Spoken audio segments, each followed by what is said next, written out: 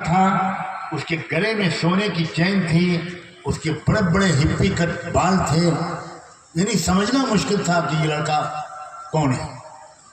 لیکن روزے اطہر کی جاریوں کے سامنے اے میرے نوجوانوں وہ پھوٹ پھوٹ کے رو رہا تھا۔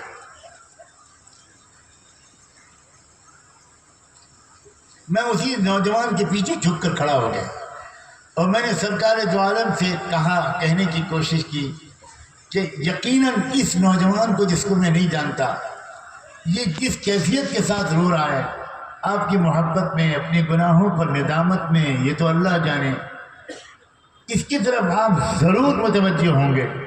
تو اسی نوجوان کے وسیلے سے میں بھی آپ سے بھیک مانگتا ہوں، میں بھی ایک ہندی غلام ہوں، مجھ پر بھی نظر کرم فرما دی۔ اب کیا دل کو دل سے راہ ہوتی ہے، کیا غیبی اور روحانی نظام ہوتا ہے۔ میں جب مڑا اور ریاض الجنہ کے اندر سے گزرتے ہوئے اپنی جگہ پر پہنچنا چاہتا تھا تو میں نے دیکھا کہ وہی نوجوان لڑکا میرے پیچھے پیچھے آ رہا ہے، اور میں بیٹھ گیا اپنی کتاب کھولنے لگا تو وہ نوجوان کہنے لگا سلام کر کے کہ میں آپ سے بات کر سکتا ہوں۔ میں نے کہا ضرور انشاءاللہ، خوشی سے۔ کیا نام ہے آپ کا، کیا تعریف ہے؟ اس نے بتایا۔ اس نے کہا دنیا کا شاید ہی کوئی گناہ ہو جو میں نے اب تک نہ کیا، میں بہت گنہگار،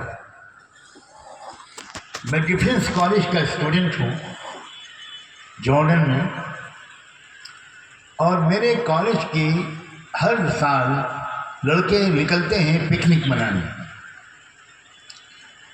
اس سال جس دن پکنک پر نکلنا تھا اس دن میں نے خواب دیکھا رسول اللہ، حیران رہ گیا۔ اس نے کہا میں اتنا گندا گنہگار اور میرے خواب میں آقا آ رہے ہیں، بیٹا تو کہاں جا رہا ہے، میں تیرا انتظار کر رہا۔ بس میں نے ٹکٹ وکٹ پھاڑے سب اور میں بھاگا، اور میں عمرے کی نیت کر کے آیا۔ عمرہ کرنا مجھے آتا نہیں، میں سیدھا مدینہ آ گیا۔ جارڈن سے مکے جانے کے راستے میں مدینہ پڑتا ہے، تو میں مدینہ آ گیا۔ اب انشاءاللہ یہاں سے مکے بھی جاؤں گا، مجھے ایک مشورہ چاہیے آپ سے، نہ میں اس کو جانوں نہ وہ مجھے جانے۔ اس نے مجھے ایک لفافہ دیا، کہا ذرا اس کو پڑھ لو۔ اللہ، اس کو پڑھ کر واقعی میری حیرت اور عقیدت اور محبت کی انتہا نہیں۔ وہ خط ایک لڑکی کا تھا، فلسطینی لڑکی، جس کے ساتھ اس لڑکے کی منگنی شاید 2-3 مہینے پہلے ہوئی تھی، اور تھوڑے دن کے بعد شادی کا پروگرام تھا۔ اس فلسطینی لڑکی نے اپنے منگیتر کو خط میں یہ لکھا تھا کہ میں آپ کی امانت بن چکی ہوں، اور کچھ دنوں کے بعد ہماری آپ کی شادی ہوگی، مگر یہاں ایک خاص بات ہے جس کے لیے میں آپ کو خط لکھ رہی ہوں۔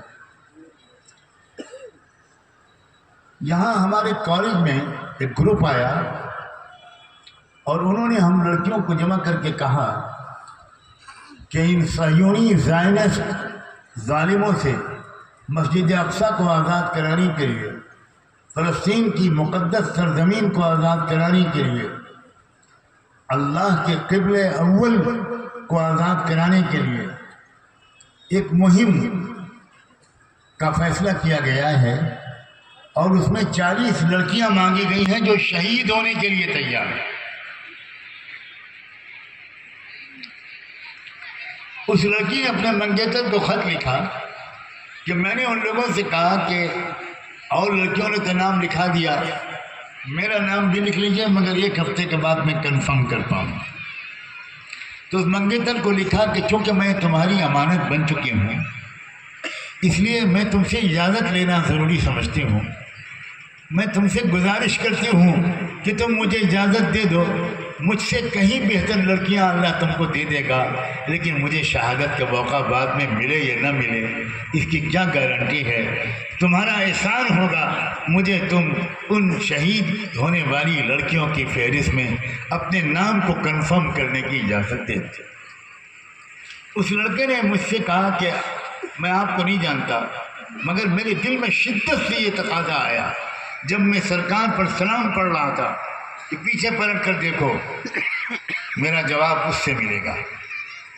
پیچھے پلٹا تو آپ کھڑے تھے، تو جب آپ چلنے لگے میں پیچھے پیچھے آپ کے آیا، اور آپ کے پاس اب آیا اس لیے ہوں کہ اب آپ بتائیے میں اس کو اجازت دے دوں؟ اتنی نیک لڑکی سے میں محروم اپنے کو کر لوں اور اجازت نہیں دوں تو کیا میں اللہ کے عذاب سے بچ پاؤں گا؟ میں نے کیا جواب دیا، بعد میں کیا ہوا، یہ یہاں سنانے کا موقع نہیں ہے۔ سنانے کا موقع یہ ہے کہ جس قوم کی نوجوان 16، 17، 18 سال کی کنواری لڑکیوں کے یہ جذبات ہو جائیں، کیا دنیا کی بڑی سے بڑی طاقت اس قوم پر غالب آ سکتی ہے؟